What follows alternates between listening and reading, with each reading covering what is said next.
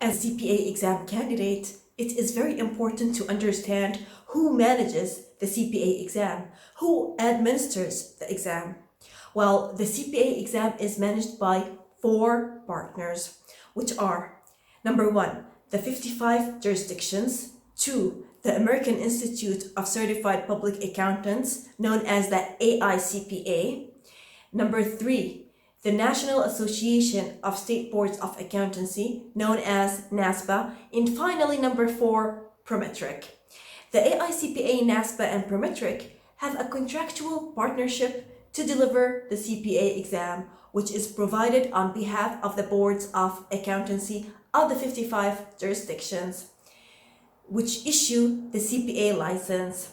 So, what does each of these parties do? Now, the first party is the 55 jurisdictions. The CPA license is issued at the jurisdiction level. To become a CPA, you must be declared eligible for examination and subsequently licensed by the Board of Accountancy in one of the 55 U.S. jurisdictions. Each state or territory has the power to regulate the practice of the professions within that jurisdiction's borders. In most jurisdictions, these powers are carried out by a board of accountancy. These board of accountancy are made up of appointed individuals and staff, many of whom are CPAs, who are charged with the responsibility of carrying out the laws and providing an appropriate examination for licensure. The Board of Accountancy is an administrative agency that handles the day-to-day operations relative to regulating the practice of accountancy, including activities involved with entry into the profession. In some cases, the Board of Accountancy contracts out certain examination-related tasks, such as the review of applications and collections of examination fees. So the first party is the 55 jurisdictions. Now, the second party that administers the CPA exam is the AICPA. The AICPA is the largest national professional organization for CPAs. It provides members with the resources, information, and leadership that will enable them to provide valuable services in the highest professional manner to benefit the public as well as employers and clients. For the uniform CPA examination, the AICPA determines the content of the examination. It prepares the examination questions, determines the method of scoring, prepares advisory scores, and conducts statistical analysis of the examination results. There is a special board of examiners from the AICPA that ensures that the CPA exam remains aligned with the knowledge and skills of newly licensed CPAs. You can visit the AICPA at www.aicpa.org. Now, the third party that administers the CPA examination is NASPA.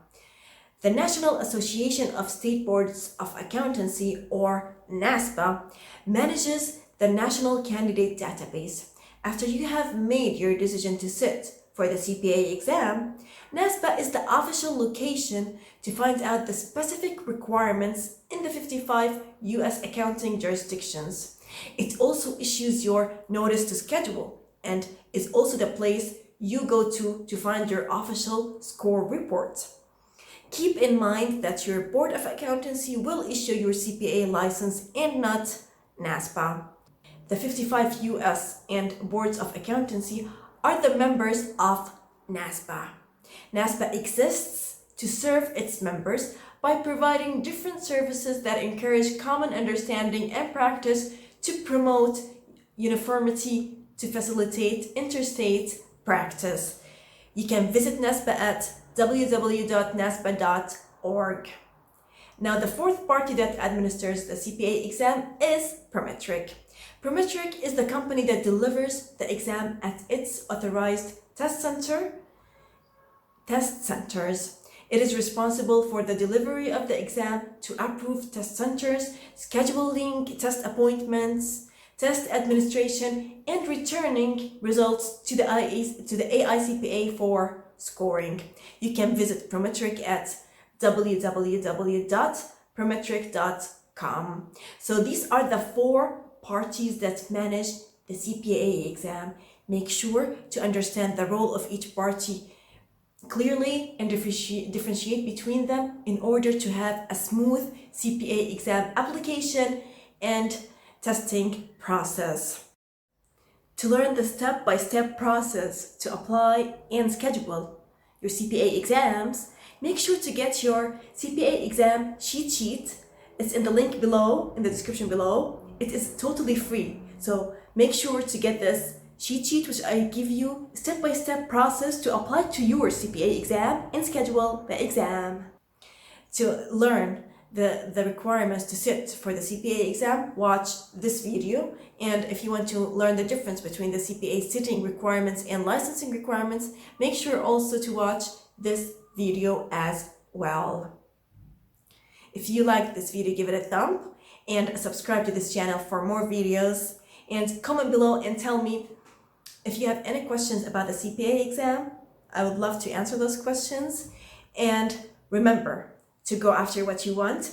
Pass the CPA exam because you can become CPAs and save the world.